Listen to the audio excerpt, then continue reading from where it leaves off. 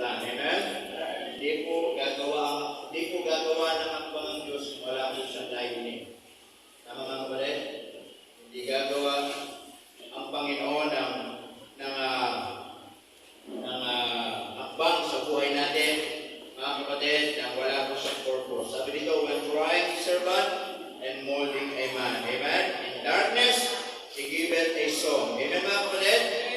Ang Diyos hindi po nagkakamali kung anong nangyayari sa buhay natin ngayon. Kung anong nangyayari sa buhay natin ngayon, hindi po aksidente yan. Tama mga kapatid? At ang Panginoon lagi may plano, lagi kung ano po mga kapatid. May layunin, and sometimes to teach us, amen? At to realize that there is God in our lives. Amen? Amen. So tayo po mag-aral na po ng salita ng Panginoon. At tayo po natin tumayo. Tayo natin tumayo. At tayo po ay mag-aral na po ng salita ng Diyos. At tayo po hindi po magtatagal. Amen? At yan naman lagi sinasabi. Pero madalas hindi nangyayari. Okay. Usap po natin sa Proverbs. Okay, the book of Proverbs, mga kapatid, in chapter 15, Proverbs chapter 15.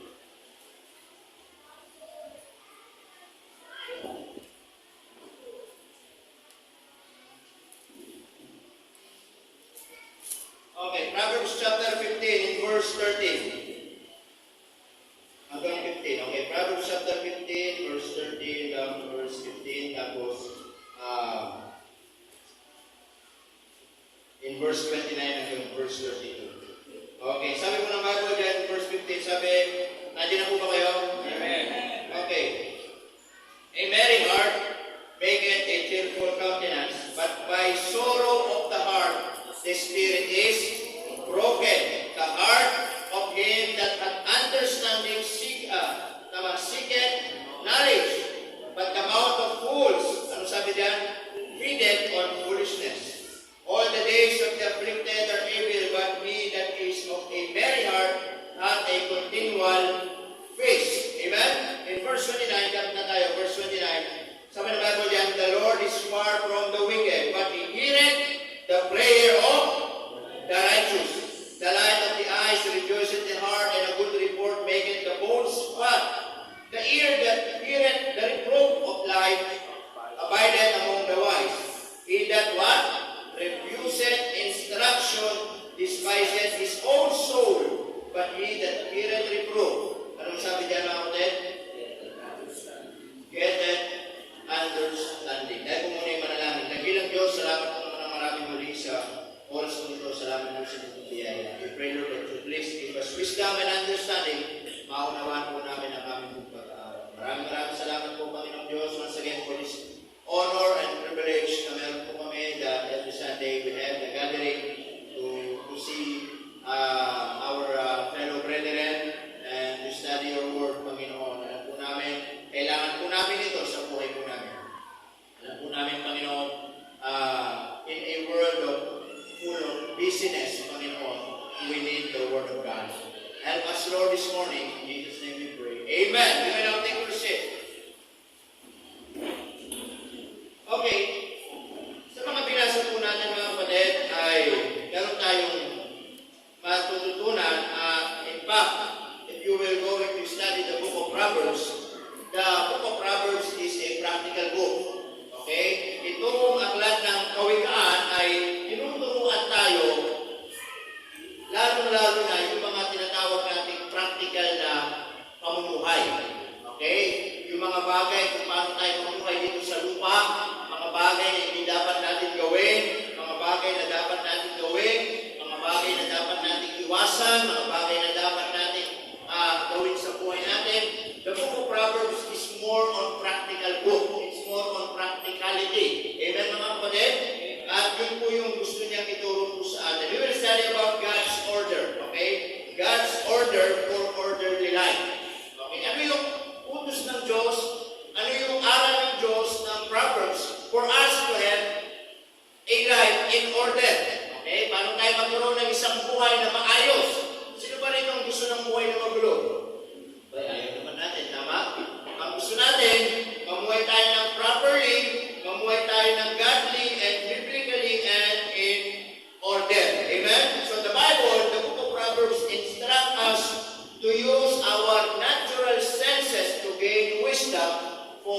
orderly living. Meron po mga nabanggit dyan sa mga verse na binasa natin. Yung mga senses, okay, nandyan yung mata, tama, isiya, sabi dyan. Amen mga kapatid?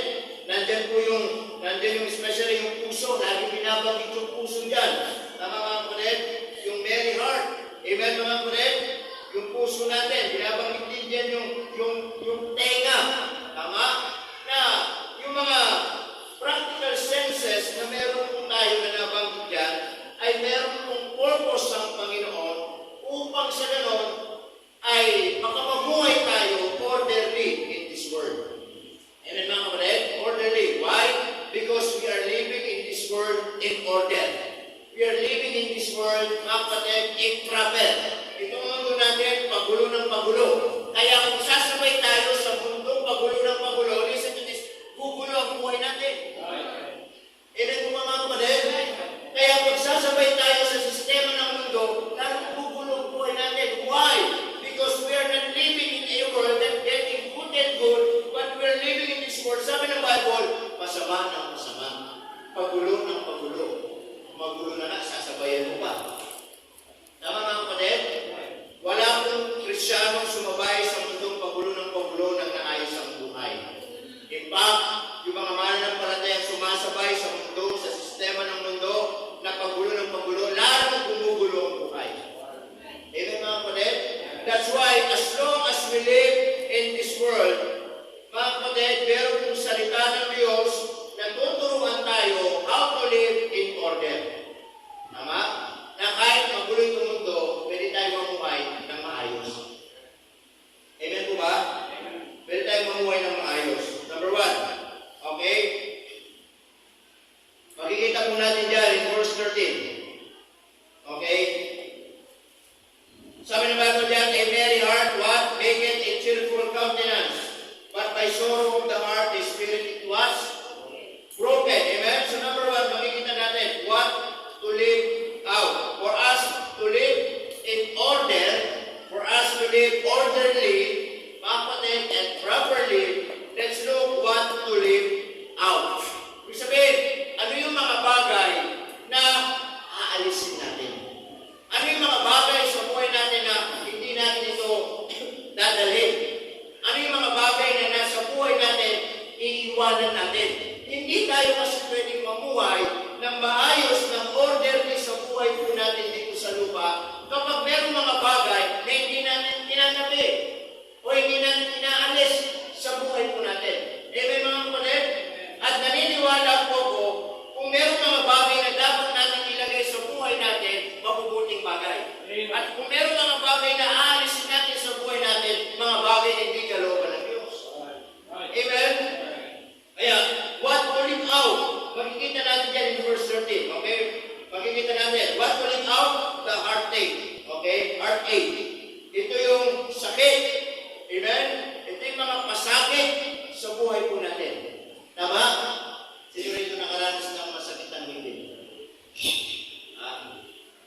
Okay, nakapustiso. O kayong magsabi na sumakit ang ngipin, nakapustiso kayo. Sumakit ang ngipin, nakapustiso kayo. Sino rito nakaranas sa ngipin? Di ba pag sumakit ang ngipin nyo, lahat apektado?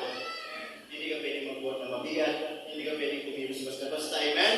Na dapat kapag masakit yung ngipin mo, hanapin mo yung pinakamagandang mong pwesto. Tama? Yung magiging komportable. At kapag nahanap mo ngayon, kahit sino pa yan, hindi pwedeng mag-istorbo sa'yo. Bakit? Kasi once na nagalaw na naman yan, aray ko po, sasakit na naman yan. Tama mga kapatid? Now, di ba, meron tayong sakit ng ngipin, mahirap kumilos. Tama? Tama po ba mga kapatid? Now, alam nyo, sa buhay natin, pag meron tayong dinadamdam sa buhay natin, hindi tayo makakapaglingkod ng maayos. Amen? If there is something in our hearts, mga kapatid, na nagpapabigay sa atin, nagpapakasakit sa atin, nagiging reason para hindi tayo makapaglingkod ng tama, hindi talaga tayo makakapaglingkod ng tama. Kaya nga ang kalooban ng Diyos, sabi diyan, what to live out, yung mga bagay na nagpapakasakit sa puso mo, alisin natin. Amen po mga kapatid? Diba, ito po Hebrews, sabi ng Bible doon, let us run the race expectation. Amen? So, binigyan tayo ng Diyos ng isang race sa buhay natin. Kailangan alisin natin yung nagpapabigat sa buhay natin. Meron ba kayo nakitang tumatakbo sa isang karera, may daladalang bag, tama? May daladalang kung ano bang ano po. Di ba wala po? Amen po ba? Kahit nga kung hindi sila magdadali. Bakit? Kasi inaalis nila yung mga bagay na sagabal sa pagtakbo nila. Kasi yung mga bagay na bubuhatin nila ay magsisilbing balakid upang yung bilis nila maapektuhan. Tama? Alam nyo, yung mga bagay sa buhay natin na nandiyan yan, na nagpapabigat upang makapaglingkod tayo ng maayos sa Panginoon, nasabi po dyan, alisin natin yan. Amen? Alisin natin yung mga basura sa buhay po natin. Sino rito, mga kapatid, yung mga basura tinatago? Sino rito mga basura tapos tinatago sa loob ng bahay? Ilalagay sa rep para hindi masira. Ay mga ganun ba? Sino po? Di ba wala? Bakit? Mga amoy mabubulog yan eh. Tama? Ilalabas natin ang bahay. Tama mga kapatid? Now, those things in our lives na hindi po kalooban ng Diyos, alisin natin yun sa buhay natin. Amen? Because the Bible says, in verse 30, ano sabi dyan? A merry heart maketh what? A cheerful countenance. But by the sorrowful of the heart, the spirit is what? Broken. Now, ano po sinasabi dyan, mga kapatid, mga kaibigan? Both happiness and heartache are personal choices. Tama? Are personal choices. Kaya, mga kapatid, mga kaibigan, kung hindi natin aalisin yung mga bagay na nagpapahirap sa atin, mga bagay na nagbibigay ng lungkot sa atin, nagbibigay ng mga bagay na balakid o pabigat sa puso natin, hindi ka pwede maging masaya. Amen? Hindi natin pwede magsabayin, mga kapatid. Kaya, happiness and heartache are personal choices. If you want to be happy, alisin yung mga bagay sa puso mo. Tama? Alisin natin yung mga bagay na nasa puso natin upang hindi tayo maging masaya. Para maging masaya tayo. Tama mga kapatid? Kaya tignan mo, minsan, Kristyano tayo, pero ang buhay natin parang hindi Kristyano. Tama mga kapatid? Minsan, naturingan tayo mananampalataya, mga anak ng Diyos, pero araw-araw ng buhay natin, lagi tayong problemado, nakasimangot, hindi na makangiti. Amen? Bakit? Dahil, laging dala-dala natin yung mga bagay na nagpapatigil sa buhay. Amen po ba mga kapatid? Alisin natin yung mga bagay daw na yan. Alisin natin yung mga nasa puso natin. Anything in your hearts, ano man po yung mga nasa puso natin, nasa puso ninyo, na nagiging dahilan upang hindi kayo maging masaya, sabi dyan, alisin ninyo. Iwanan ninyo. Amen? Want to live out the heartache, yung sakit, yung pain. Amen?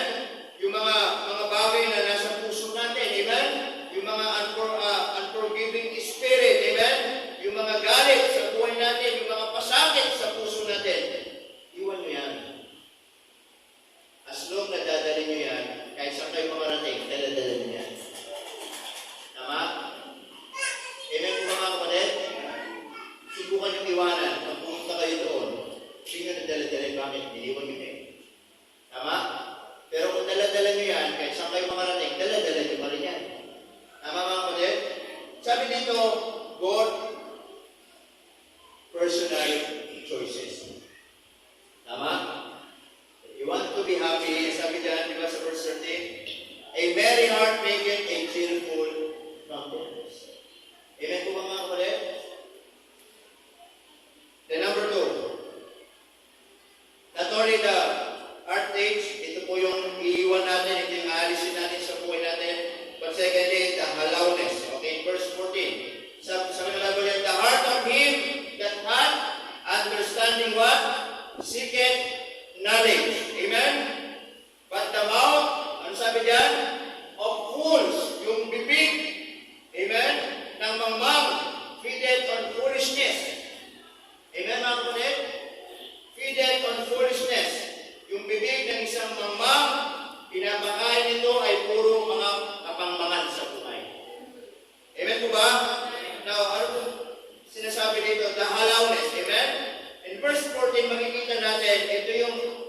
isang bagay na i-delete out natin o aalisin natin sa buhay natin. For us to live orderly life, to have a orderly life. Amen? Ano po yun? Don't have fun, listen to this, don't have fun with foolish things. Amen? Naintindihan niyo po mga kapatid? Don't have fun with foolish things. Ibig pong sabihin, huwag tayong masaya sa mga bagay na walang kakwenta-kwenta. Amen? Amen? Do not enjoy doon sa mga things, doon sa mga bagay na wala namang natuturan. Doon po sa mga bagay na wala tayong matututunan. Sa mga bagay na walang kakwenta-kwenta, hindi yun ang mga bagay na makakatulong sa atin. Kaya sabi ng binasa natin in verse 14, ano po sabi dyan? But the mouth of fools feedeth on what? Foolishness. Amen? Kaya minsan puro nag-enjoy tayo sa mga kamangmangan na bagay, nag-enjoy tayo sa mga walang kwenta-kwentang bagay, at minsan pinapayo natin walang mga kwenta-kwentang bagay, at lumalabas sa bibig natin walang kwenta-kwentang mga bagay, sapagkat yun ang pinapakain natin sa sarili natin. Tama? Huwag natin pakainin ang buhay natin ng walang kabuluhan. Amen? Subukan mong pakainin ang buhay mo ng mga walang kabuluhang bagay, walang kakwenta-kwentang bagay, magiging walang kwentang tao ka. Magiging walang kabuluhan din ang buhay mo. Bakit? Yun ang pinasok mo sa sarili mo. Am I right, mga kapatid? Kaya minsan, marami mga tao hindi natin napapasin sa mga walang kakwenta-kwentang bagay. Doon tayo nag-i-enjoy. Amen, mga kapatid? Minsan sa mga walang kabuluhang bagay, mga walang kakwenta-kwentang bagay, doon tayo nag-i-enjoy. Nandun na yung kasiyahan natin. Bakit po? Kasi nasanay tayo. Yun ang pinapakain natin sa sarili natin. Amen po ba? Pagka pinag-usapan walang kabuluhan, ang saya-saya natin makinig. Pag ang usapan walang kakwenta-kwentang bagay, ang saya-saya natin mag-isama. Tama po ba mga kapatid? So yun yung mga bagay na aalisin natin sa buhay natin, yung allowness. Amen? Don't have fun with foolish things. Tama po ba? Magiging kamangmangan sa atin at magiging mangmang tayo. Sabi ng Bible kasi pinapakain natin, puro walang kabuluhan. Tama? Parang isang bata. Subukan mo pakainin ng walang sustansya yan. Magiging malnourished yan. Pero subukan pakainin ng mga malulusog na pagkain. Lulusog yan. Tama? Subukan mo pakainin ng sarili natin. Walang kwenta-kwentang bagay. Puro kamangmangan. Puro foolish things. Amen? Tingnan mo. Magiging malnourished tayo. Spiritually. Hindi tayo lalago. Tama po ba? Hindi tayo lalago. Hindi tayo matututo. And sometimes, hindi natin napapansin. Hindi natin namamalayan. Kaya pala hindi na tayo talaga tunay na masaya sa buhay Krisyano. Kasi masaya na tayo sa mga bagay na walang kabuluhan dito sa mundo. Amen mga kapatid? Kasi mas masaya tayo sa mga walang kwentang-kwentang bagay dito sa mundo kaysa sa mga bagay na kung saan talaga tayo dapat maging masaya. Amen? Mga kapatid, mga kaibigan, mas maging masaya sana tayo sa mga bagay ng Panginoon. Amen mga kapatid? Mas maging masaya sana tayo sa mga bagay ng Diyos. Yung salita ng Diyos sana nagbibigay ng katuwaan sa atin. Yung salita ng Diyos sana mga kapatid na nagbibigay ng kasiyahan po sa atin. Amen? E sabi diyan mga kapatid, don't have fun with foolish things. Amen po ba? Huwag tayo mag-enjoy sa mga bagay na walang kakwenta-kwenta. Minsan sa mga bagay na walang kakwenta-kwenta, ang sasaya na. Tama? Minsan sa mga bagay na walang kakwenta-kwenta, doon tayo gumagastos. Doon tayo nag-enjoy. Doon natin binibigay yung oras natin. Doon natin binibigay yung panahon natin. And yet, wala naman pala itong pakinabang sa atin. It will not benefit us. Tama po ba? Pero minsan pagdating sa Panginoon, mga kapatid, para bang hindi na tayo masaya. Amen? Nandiyan pa po ba kayo? Amen mga kapatid? Minsan pag sa ibang lugar, ang saya natin. Minsan pag sa church, ang lulot natin. Amen mga kapatid? Minsan sa ibang bagay, napakadali natin mag-desisyon, pero pag sa church, ang hirap natin mag-desisyon. Tama mga kapatid? Minsan sa mga bagay dito sa mundo, dali natin, minsan kahit mag-invest tayo, pero pagdating sa gawain ng Panginoon, ang hirap natin mag-invest. Kapatid, huwag natin ipagpalit yung mga bagay na wala naman talaga may tutulong sa atin. Amen? Kaysa sa mga bagay na talaga magpapasaya at mag-aayos ng buhay natin. Huwag natin ipagpapalit, huwag ninyong ipagpapalit yung mga bagay na panghabang buhay sa mga bagay na pansamantala. Amen mga kapatid? Huwag ninyong ipagpapalit yung mga bagay na eternal, yung mga bagay na panghabang buhay kaysa sa mga bagay na temporal, mga kapatid. Yung mga bagay dito sa mundo, temporal lang yung mga yan. Amen? Pero yung mga bagay na pagdating sa Panginoon, panghabang buhay po yan. Yun ang mas maging importante sa atin. Amen mga kapatid? Doon tayo mas magsaya, doon tayo mas mag-enjoy, doon tayo mas maging maligaya sa pagkanaunawaan po natin mga kapatid. Balang araw, yung mga bagay na pinaglipod natin dito sa lupa, mga kapatid, papakinabangan natin. Amen? Amen? So don't have fun with foolish things. Amen? So, that is the first point for us to have an orderly life. Yun yung iiwan natin. Yun yung aalisin natin sa buhay natin. Amen? Yung mga nagpapabigat sa puso mo. Tama? Yun yung mga bagay na nasa puso mo na nagiging dahilan para hindi ka maging masaya, hindi ka makapaglingkod, hindi ka maging masaya sa Panginoon, alisin mo yung mga bagay na yan. Amen? Eh sabi ko nga, bakit hindi ka masaya ngayon? Pinili mo hindi maging masaya. Tama nga kapatid? Last Sunday, si Pablo kahit nasa kulungan siya, pero masaya siya. Bakit? Pinili niya maging masaya. Tama? Hindi po nakadepende sa sitwasyon mo yung kasiyahan mo. Minsan, kahit marami kang pera, kahit nasa iyo ng lahat, kung ayaw mo maging masaya, hindi ka masaya. Tama mga kapatid? Sana nakadepende yung kasiyahan natin sa Panginoon. Upang sa ganon, anuman yung mga bagay na meron tayo sa buhay, magkaroon man tayo o mawalan man tayo, hindi mawawala yung kasiyahan natin sapagkat naniniwala tayo at alam natin yung kasiyahan natin hindi dito sa mundo, kundi sa Panginoon. Amen mga kapatid? Then, not only the heartache, but also, mga kapatid, yung tatanggalin natin. Amen? Yung hallowness. Huwag tayo maging masaya sa mga bagay na walang kabuluhan. Tama?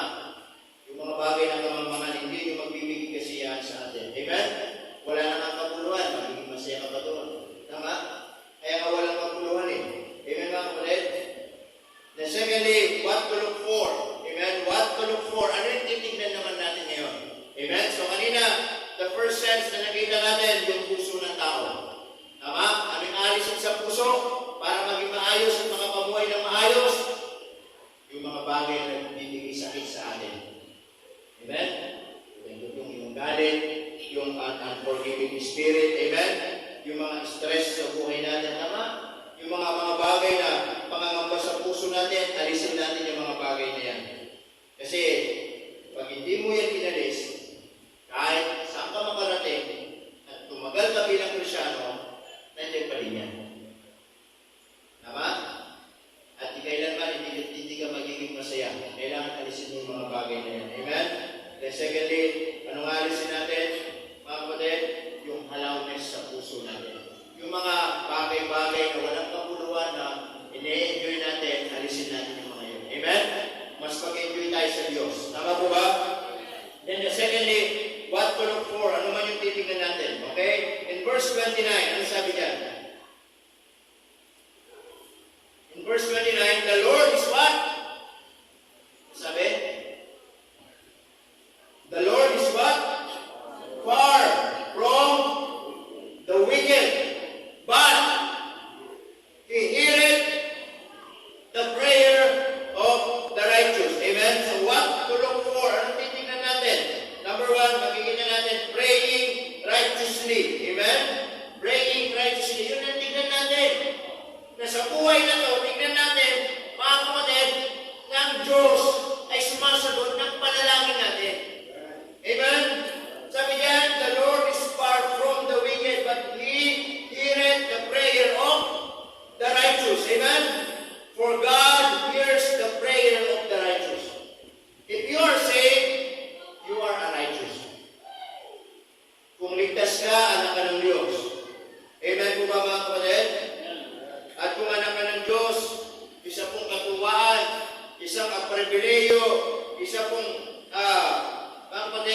yung pagpapala na ibinigay ng Diyos sa atin, ay yung alam natin sa buhay mo, sa buhay natin ngayon, ano man ang nangyayari, kapag ikaw ay nanalangin sa Diyos, nakikinig ang Panginoon. Amen mga kapatid? Nakikinig ang Diyos sapagkat ang buhay po ang Panginoon natin. Amen? Are you praying to God? Naniniwala ba kayo ng Diyos ay nakikinig ng prayer natin? Amen? Totoo po, nakikinig ang Diyos ng prayer natin. Tama po ba? Yun kaya yun ang titignan natin sa buhay ng ito. Amen? Na habang tayo po ay nagumuhay sa mundong ibabaw, huwag natin kakalimutan ang Diyos na nakikinig ng prayer natin. Amen mga kapatid? Hindi lang tayo magpe-pray kapag may kailangan. Hindi lang tayo tatawag sa Diyos kapag emergency. Amen mga kapatid? But prayer, mga kapatid, mga kaibigan, ito po ay maging routine o maging habit ng buhay natin. Tama? Hindi lang tayo magpe-pray kasi may kailangan tayo. Alam niyo, kahit wala kang kailangan, mag-pray ka. Mag-pray tayo kahit wala tayong kailangan. Kahit sinagot ng Diyos yung mga prayer request natin, huwag natin kalimutan mag-pray tayo. Amen po ba? Because prayer, mga kapatid, is our communication to God. And who is God? God is our Father. Amen po ba mga kapatid? Para ba yung mga anak natin? Sila ba yung tatawag lang sa atin kung may kailangan? O yung iba siguro, ano?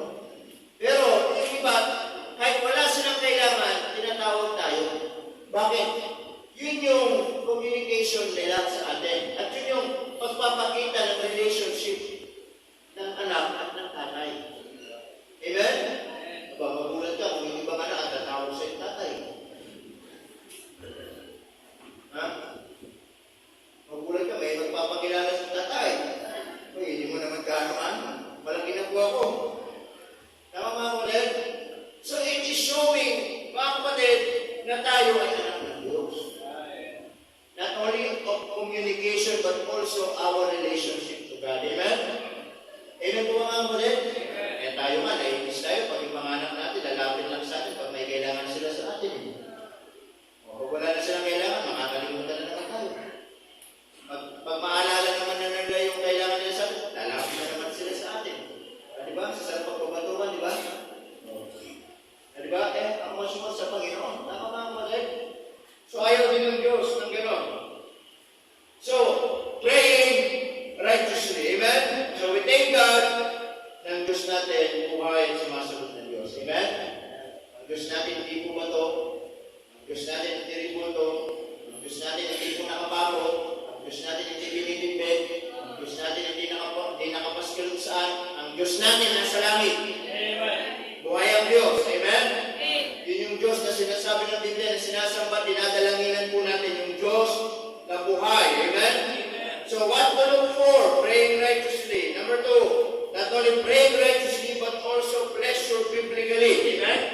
Pleasure biblically means, ito yung kasiyahan natin. Ano sabi doon sa verse? Kaulit. In verse 30. Ano sabi dyan? The light of the eyes rejoiceth the heart. Amen? And a good report, ano sabi dyan? Make it what? The bones fat. Amen? So, pleasure biblically. Amen? So, ibig kong sabihin, pag sinabi natin pleasure, ito po yung kung saan nakalagay yung kung saan tayo masaya. Na kung saan naka-attach yung ating kasiyahan. Tama?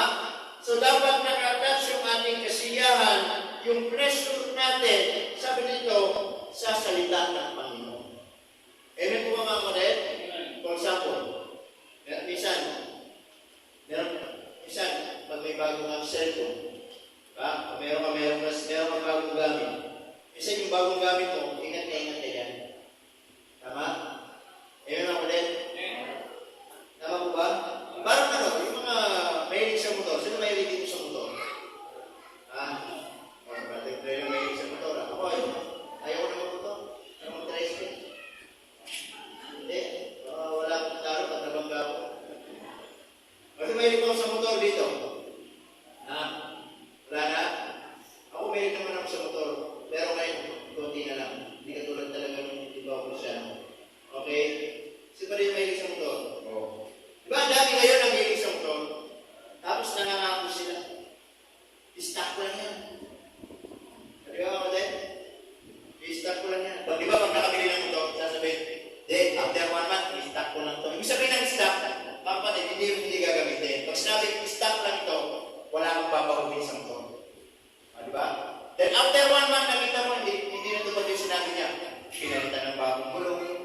mags, di ba?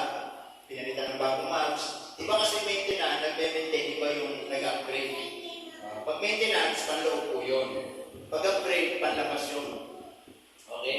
Walang nag-upgrade ng panloob. Ang upgrade, puro panlabas. Okay? Pinapaganda, di ba? Sabi, hindi ko babawin yung gulong, okay pa naman, stock lang. Pero makita mo, after 1 month, binago yung gulong. Hindi, mags, okay lang yan. Stock lang yan. Pero after 1 month, pinalitan ng kulay, pinalitin. Diba? Pinalitan ng manubela, pinalitan ng kadena, yung preno ng pangmayaman. Diba? Pinalitan ng headlight, yung ilaw, pinalitan ng model. Diba? Hanggang makita mo talaga, ginastusan niya lahat. Siguro sa grade pa lang, mga 20,000 na ginastos niya. Tama mga kapatid? Kaya minsan makikita mo yung mga mahilig sa motor, hindi, walang satisfy. Hanggang meron silang nais para sa kanila, pang-pogi ko sa motor nila, bibili nila kahit magastusan pa sila. Kasi nandun yung satisfaction nila. Okay? Nandun yung attachment nila. Tama? Kaya minsan, pag umirang ka sa kanila, ayaw nilang ipahiram. Bakit? Eh, baka nga naman mabangga. O, diba? Sila nga, ingat na ingat eh. Tama mga kapatid? O. Pero tingnan mo yung may-ari. Umasok siya ng 20,000 doon sa pag-upgrade ng motor niya. Tingnan mo. Yung brake niya, butas, hindi makabili. Diba? Yung mga mahilig sa motor. Sa sobrang busy sa motor, tingnan mo. Kahit brake nila, hindi makabili ng bago. Tama? Basta sa kanila, makabili lang ng piyesa ng motor. Okay na yan. Tama mga kapatid? Kasi brake na itatago naman yung butas. Tama? Pero, tingnan mo, nandun yung attachment nila. Kaya minsan, yung mga bagay na, yung motor, nabangga, nalaki ng panghihinayang nila. Tama? Kaya minsan, pag nabangga yung motor, sasabihin, ay, kumusta yung motor? Hindi mo na kukumusin yung head driver, yung motor ko kagandang kukumusin. Tama mga kapatid? Minsan, meron tayo, minsan, cellphone, sabihin mo lang, minsan ingat na ingat tayo. Tama? Ayaw natin, minsan, magbago yan, ayaw natin yung paggamit, di ba? Pero pag tumagal ng 1 month, 2 month, yan, napapahiram mo na yan. Madalang lang. Habang tumatagal, napapahiram mo na yan. Habang tumatagal, kahit hindi mo na magamit yan, sila na nagamit. Di ba? Nawawala din yung ano. Pero minsan, kapag bagong-bago yan, iniingatan natin. Tapos minsan, kapag nahulog, parang dismayan mo tayo. Tama mga kulit? Sinakaranas ko gano'n. Yung bagong-bago yung cellphone mo, inialagaan mo, iniingatan mo. Tama? Yung screen ng touchscreen sa LCD, gano'n nakakapal para pag nahulog, hindi mababasag. Di ba mga kapatid? Ingat na ingat. Pero minsan pag nahulog, minsan parang mainis ka, di ba? Minsan ayaw mo ipahiram. Bakit? Kasi nandun yung attachment natin. Yun yung kasiyahan natin. Tama? Yung subukan mo. Meron na ba dito natulog kung wala yung cellphone sa kanya? Meron ba dito natutulog? Pag matulog yung cellphone niya, kahit wala sa tabi niya. Siguro kahit wala yung asawa niya, okay lang. Pero yung cellphone, naniniwala ko hindi pwede mawala sa tabi niya. Tama mga kapatid? O bakit? Pag-ising sa umaga, sino munang hanapin? Hindi yung asawa. Yung cellphone. Kahit pigit-pigit siya pa, kinakabahan niya na yan. Oo, di ba? Yan ang agad ang titignan.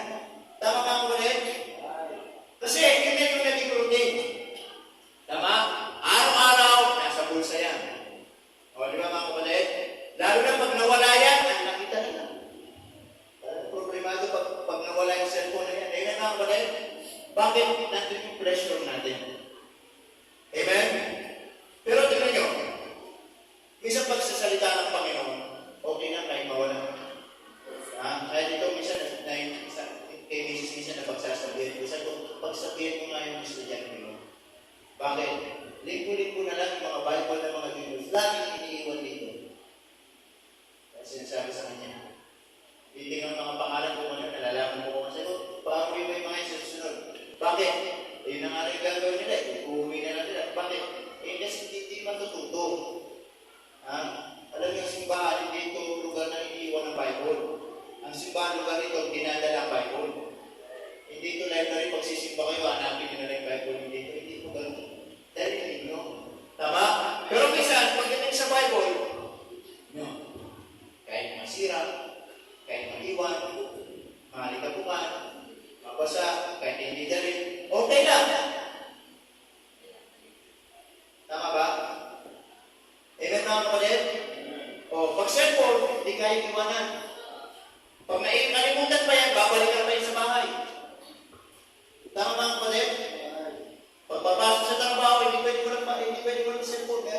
saan kayo pumunta, yun lagi partner mo eh. Tama? Pero sana naman mga kapatid, ipakita natin yung pleasure natin sa salita ng Panginoon. Tama po ba mga kapatid? Pagdating sa salita ng Diyos, kung paano natin mahalin yung mahalagang bagay sa buhay natin, ganun natin mahalin at higit pa yung salita ng Panginoon. Kasi yung cellphone o anumang bagay mahalaga sa atin, bahay, kotse, tricycle, motor, cellphone, gadget, laptop, iPhone 1000 o ano man yan, pang-samantala lang yan. Ha? Pagdating mo sa langit, hindi ka ulit bibigyan ng cellphone doon. Hindi pagdating mo doon, hanapin mo sa Panginoon. Panginoon, nadala din ba yung cellphone ko? Ha? Panginoon, yung iPhone 15 ko yung sa lupa, nadala din ba dito? Hindi po mga kapatid. Amen? Alam nyo, yung salita ng Panginoon, dapat, ito yung nandito yung pleasure po natin. Pag sinabi natin pleasure, yung kasiyahan natin, nasa salita ng Diyos. Amen? Kung pipili tayo, Bible o cellphone, sabi ko, siyempre cellphone. Kung pipili tayo, Bible o cellphone, saan napili natin yung Bible? Tama? Amen mga kapatid? Amen po ba? Piliin natin yung salita ng Diyos. Amen? Kasi yung salita ng Diyos, mga kapatid, dapat nandito yung pleasure bibigay natin. Nandito yung pleasure natin. Tama? Nandito yung attachment natin. Amen? Kung paano ka nasaktan pag nawahulog yung cellphone mo nabasa, sana ganun ka din masaktan kapag naiwan mo yung Bible mo sa bahay, naiwan mo sa church, nakunin ng konti, kasi mahalaga sa iyo ang salita ng Panginoon. Amen mga kapatid? Tama po ba? Magkano ang cellphone? Wala ka nang mabibiling cellphone ngayon 2,000 to 5. Pero sa crossing yung mga nag-aalok, for 1 week lang yun. Yun yung mga pinag-aalok pyesa tapos kumari gumagana. Di ba? Magkano ang cellphone ngayon? Oppo. Magkano ang Oppo? Pinakamurang Oppo. 5 to 7. Pinakamura na yun. Tama mga kapatid? Pinakamurang brand ng cellphone. Infinix. Alright? Yung bagong mura ngayon. Magkano mura nun? 3,000. 3,000. Pero nakakabili tayo. Magkano po ang Bible? 800. May mura pa doon. 400. Sa Shopee, ang daming mura. Ang pinakamahal Bible sa Shopee, yung Tiglod. Nasa 1,000 na ngayon. Pero minsan, bakit din natin mabili? Tama mga kapatid? Salamat na lang tayo sa church natin. Meron pa tayong mga Bible, pero may focus na. Pag hindi tayo ng January, hindi tayo doon. Tama? Pero, minsan kasi, mga kapatid, yung iba, kahit gano'ng kamahal, pero pag sarili natin, hindi natin mabili. Tama? Kaya sa akin, huwag nyo i-dahilan na wala kayong Bible. Kung hindi ko kayo mabigyan, wala na talaga eh. Pero it doesn't mean hindi ka pwedeng gumawa ng parang para mag-Bible ka. Nakakagawa nga tayo isa ng parang makabili ng mga bagay, 1,000, 2,000, 3,000. Yung salita ng Diyos pag pinili mo ngayon, di ba? Yung mga nagbebenta, 400, 500, 800. Sa 1,000, maganda na yun. Cool na yung ano. Minsan, nangihinayang pa tayo. Kay pastor na lang, baka meron. Libre pa. Tama mga kapatid? Minsan, pag binigyan naman kayo, pinapabayaan nyo naman. Kaya nga mas maganda siguro kung sarili nyo binigyan. Bakit? Para mismo kayo, naramdaman nyo yung ginastos nyo, mamahalagaan nyo. Tama? Kaya sabi ko, huwag na kaya ako magbigay ng Bible. Siguro, sinalang ko sa bumili ng Bible nila. Para at least, maramdaman nila, ay ito, pinili ko ito, papalagaan ko ito. Tama? Iba kasi pakiramdam na, minsan, ay, binigay na ito, dahil iniwan lang. Tama mga kapatid? Daraw, nakita niyo kung anong pinupunto ko mga kapatid. Minsan, kahit gano'ng kamahal yung isang bagay, basta ginusto natin, hindi tayo maghihinayang. Tama po ba? Kahit gano'ng kamahal yung isang bagay, basta ginusto natin at tingin natin, kung tayo sasaya, hindi tayo maghihinayang.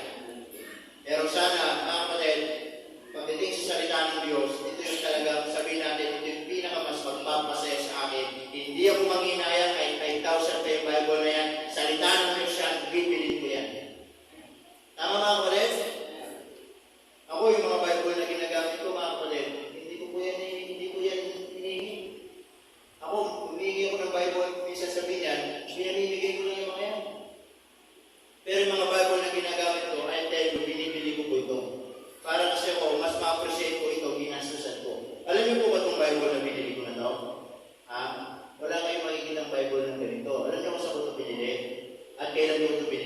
pandemic.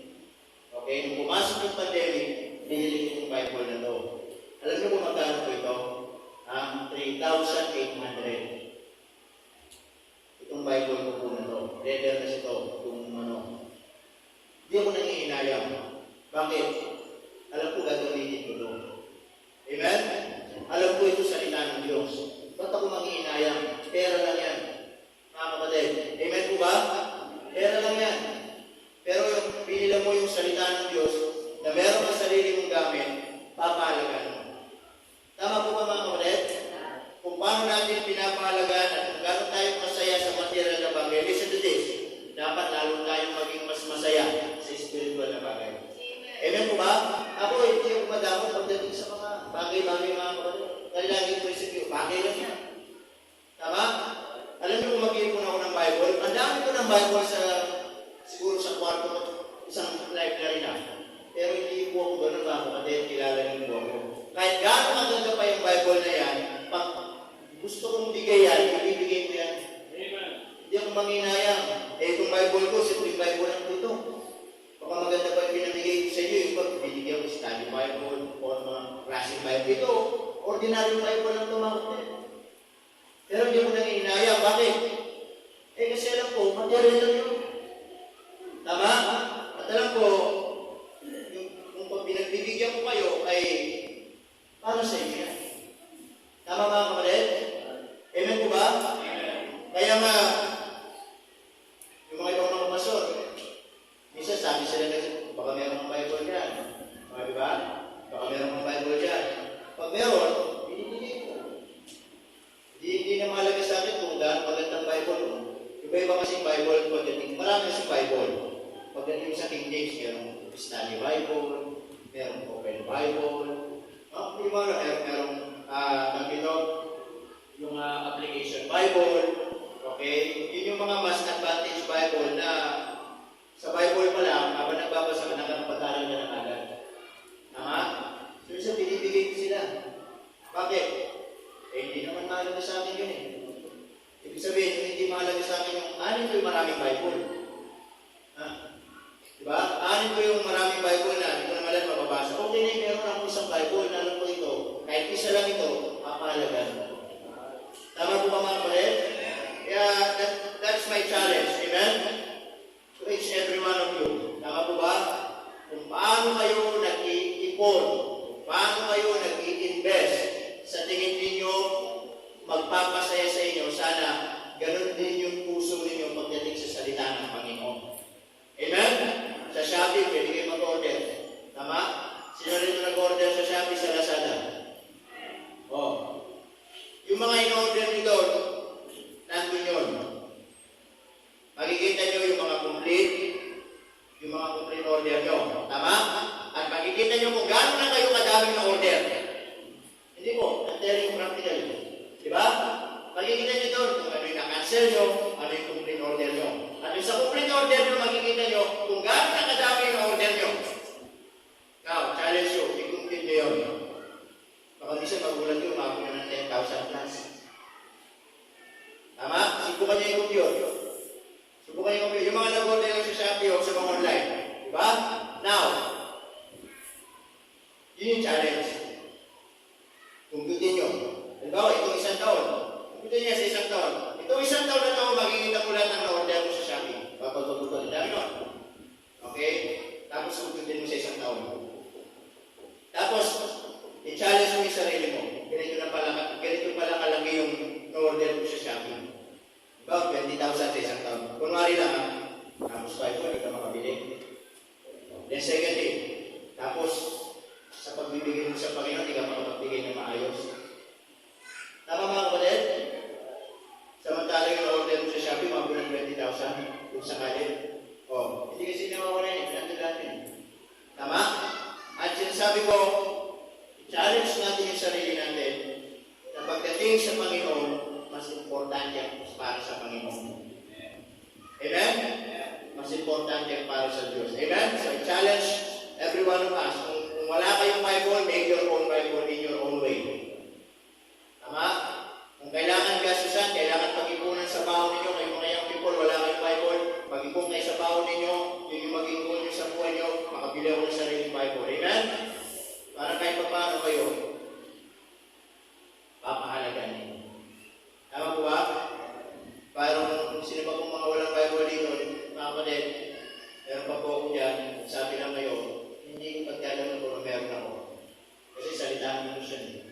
kailanman hindi ako namigay ng sinabi ko, ito, 100 na lang. Ha? Ito, 200 na lang. Hindi po. Binibigay ko ng libre yan. Bakit? Libre ko lang ako eh. Tama? Yung sarili kong Bible, ito, ginasisan ko talaga.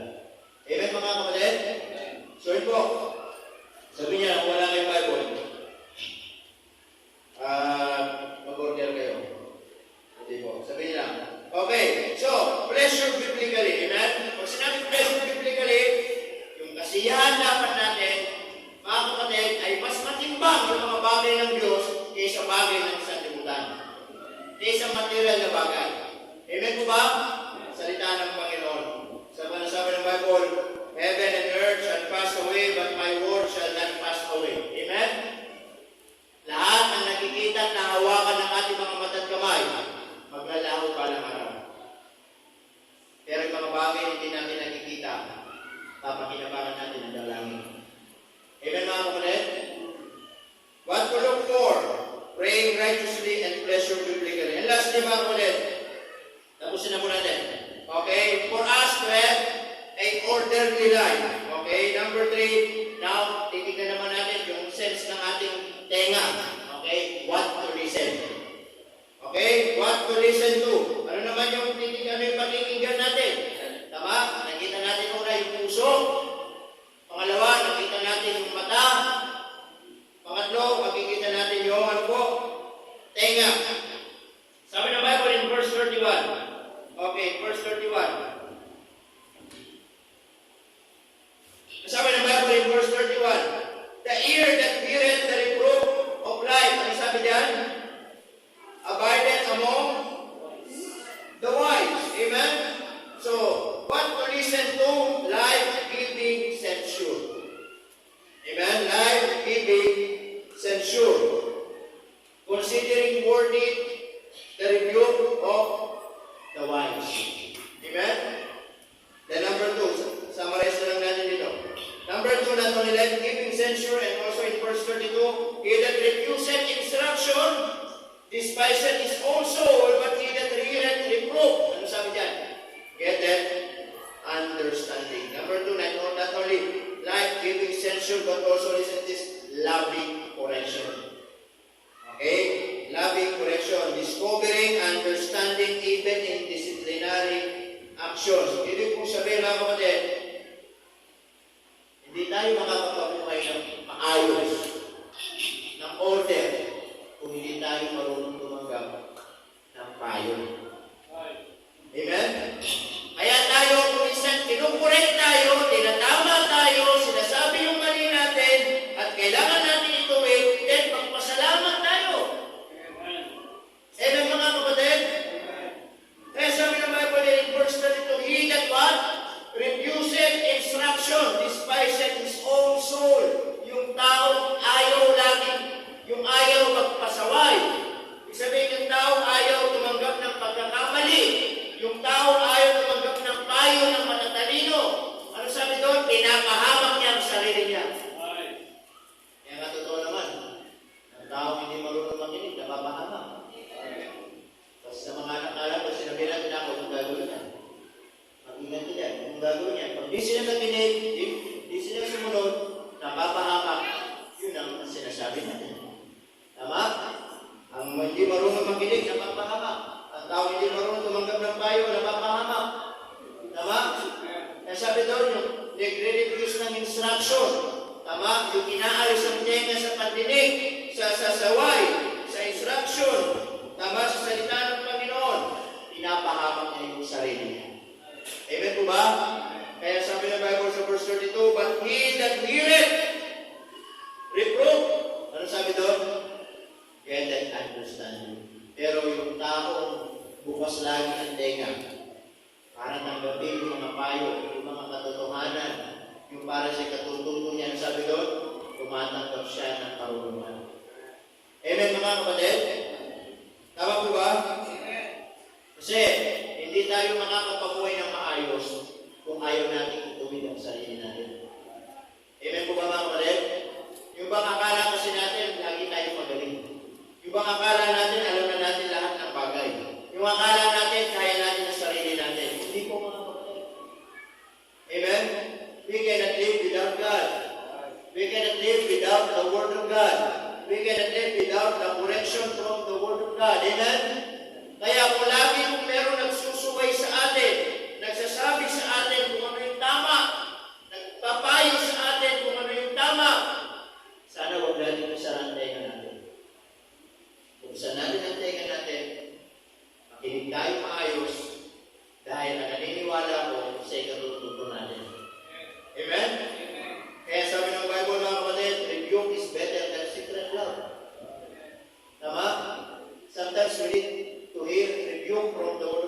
Ano sabi ni Apostle Paul, amen? Yung Timothy, amen?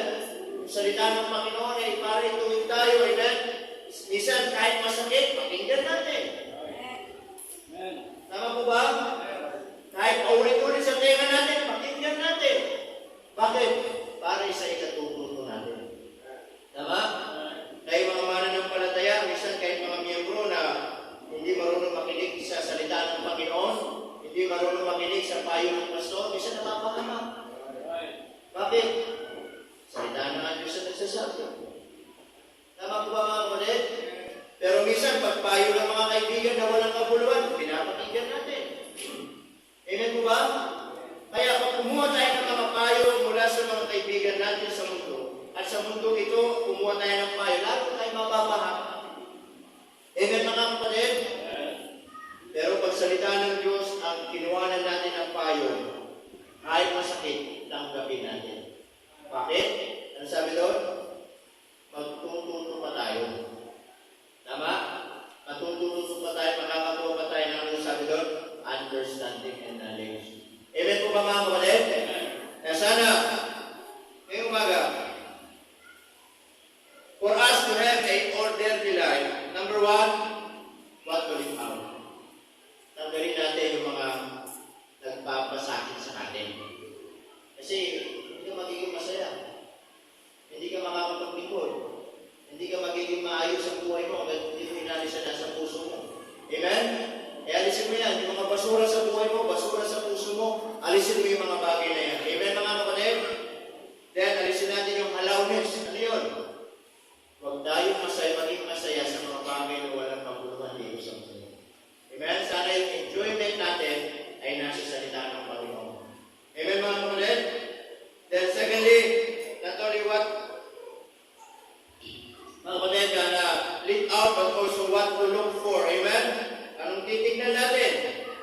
Tignan natin ang Diyos sumasagot ng prayer natin. Amen po ba?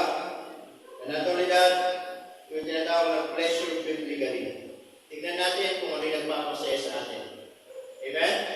Sana mas matimbang yung kasiyahan ng salita ng Diyos kaysa sa kasiyahan ng mundo ito. Amen? Yes, this world can make us happy. But listen to this. Pangsamantala lang yan. Pero yung kaligayahan na nagagaling po sa salita ng Diyos, pang-habang buhay yan. Amen mga kapatid? Then, what to listen? Anong titignan na ang papakinggan ng tenga natin mga kapatid? Yung correction. Amen? Kaya pag tinutuwid tayo, inaayos tayo, huwag natin isara ang tenga natin. Huwag natin sasabihin, alam ko na yan. Huwag natin sasabihin, kaya ko naman. Alam ko na yan. Paulit-ulit na lang. Hindi po. Amen? Diba, mga anak natin, yung mga anak, pag sinasaway kayo ng magulang ninyo, makinig kayo. Pag binibigyan kayo payo ng magulang ninyo, makinig kayo. Bakit? Mga kapatid, sabi nga nila, papunta pa lang kayo, nakailang pa rin na sila. Amen? Listen to the expert, mga kapatid. Makinig kayo sa mga eksperto. Amen, mga kapatid? Kasi sila, mas alam nila kung yung makakabuti para sa atin. Amen? So, huwag natin isaratengan natin, lalo na po sa mga correction from the Word of God. Amen? Kasi, hindi ka makakapabuhay ng maayos kung sa sarili mo, sinabi mo, alam mo na lahat. Alam niyo ang sabi ng Bible? Ang tao nagsasabing alam niya na lahat, wala siyang alam. Okay? Ang tao nagsasabing alam niya na lahat, wala siyang alam. Amen? So, huwag natin isaratengan natin. Amen? Mahalin natin yung mga pagtutuwid. Mahalin natin yung nagtutuwid sa atin. Mahalin natin yung mga correction sa buhay natin. Bakit? Kasi tinutuwid tayo. Amen po ba? Tinatama tayo. Our senses are gateways to obtain wisdom for orderly life. Wisdom involves seeing life from God's perspective and acting accordingly. We must remove, listen to this, the shackles of earthbound thinking to be blessed life. Amen? Gusto ba natin maging maayos yung buhay natin? Maging magtulungan tayo sa Panginoon.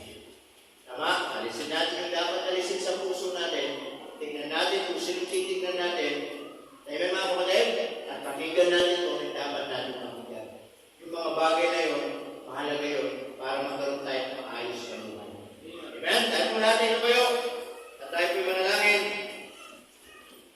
Okay, dakilang Diyos, salamat po ng marami sa oras po ito. Salamat po sa paalala niyo po sa amin for this morning that you have given to us. Thank you so much, Lord, sa buhay po namin. Alam po namin, Panginoon, ay we're living in this world na pasama ng pasama, Panginoon, at pagulo ng pagulo.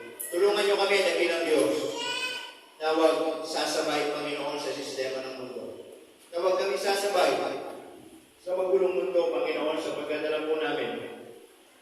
Lalo lamang gugulo ang aming pong buhay. O Panginoon Diyos, dalangin po namin ngayong umaga na tulungan niyo kami na makapabuhay po ng maayos. In order, Panginoon, na dalangin namin dakilang Diyos na ang aming buhay laging magulog sa iyo. Habang ating mga ulo nakatungo, mga patay ng krikit, tayo magtatagal, at maybe the Word of God speaks to you this morning. For you to have a orderly life, tingnan natin kung ano yung aalisin natin. Hindi tayo kailanman makakapamuhay ng masaya. Kung merong mga bagay din sa puso mo na nagiging dahilan o pumipigil sa kasiyahan. Huwag nating hayaan na mapulong sa mga bagay na nagiging dahilan para maging malaya tayo sa mga bagay na mas magpapasaya po sa atin. Alisin natin yung mga nasa puso natin. Hindi ko alam ano man yung mga bagay na yan, pero nakikita ng Diyos sa mga palangit yan sa puso mo. Naisuko natin sa Panginoon.